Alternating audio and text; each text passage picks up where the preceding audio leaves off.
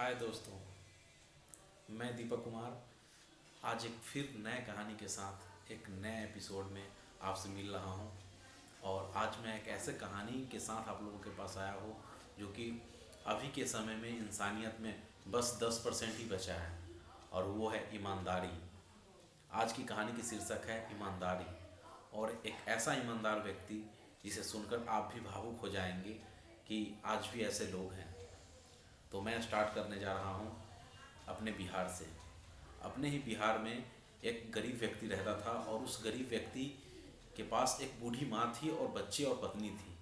और वो बूढ़ी माँ बीमार रहती थी। वो बंदा दिन रात मेहनत करता, वो बाहर जाता, काम करता, घर पे आता, खेती बाड़ी करता, फिर भी माँ के इलाज करने में और बच्चे को स्कूल पढ़ाने में और 2 वक्त की रोटी में वो परेशान हो जाता। और पैसा नहीं बचता, 2 पैसे बचा नहीं पाता, कभी कभी किसी से मांगना पड़ता। वो आदमी दिन रात यही सोचता कि मैं कितना मेहनत करूं और कहाँ से पैसा लाऊं, बट लाता पैसा और सब खत्म हो जाता, क्योंकि ज़रूरत से ज़्यादा उसके पास पैसे नहीं थे। यहाँ तक कि ज़रूरत पूरा करने के लिए उसके पास पैसे नहीं थे। वो दिन रात मेहनत करता। फिर एक दिन वो सुबह सुबह उठा और अपने काम पे निकला।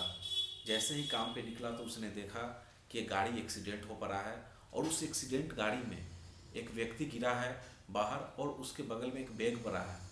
एक बैग। वो आदमी ने झट से उस आदमी को उठाया, गया देखा तो वो आदमी बेहोश पड़ा था। उसको कुछ समझ में नहीं आया। उसने बैग खोला और देखा कि बैग में लाखों रुपए हैं। उसने उस बैग को देखा और सोचा कि मैं क्या करूं।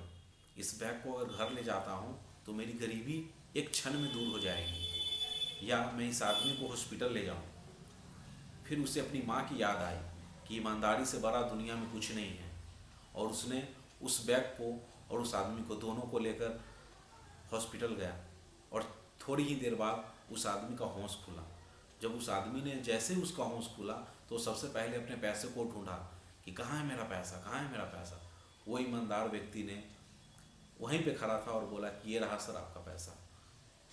वो चौंक गया कि अभी के समय में भी ऐसे लोग हैं कि लाखों रुपए को छोड़कर और हमें हॉस्पिटल लेके आया।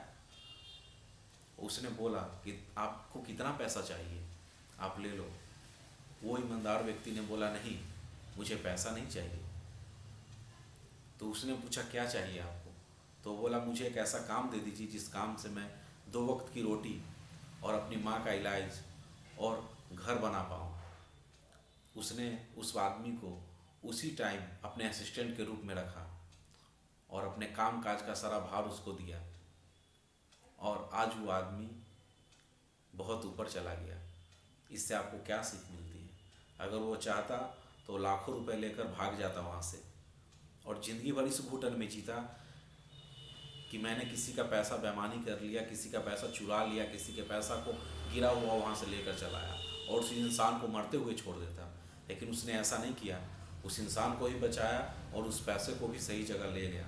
उसके लिए उसे इतना बड़ा इनाम मिला कि आज वो खुद करोड़ों का आदमी हो गया। उनकी माँ की इलाज हो गई अच्छे हॉस्पिटल में, उसके बच्चे अच्छे स्कूल में पढ़ने लगे।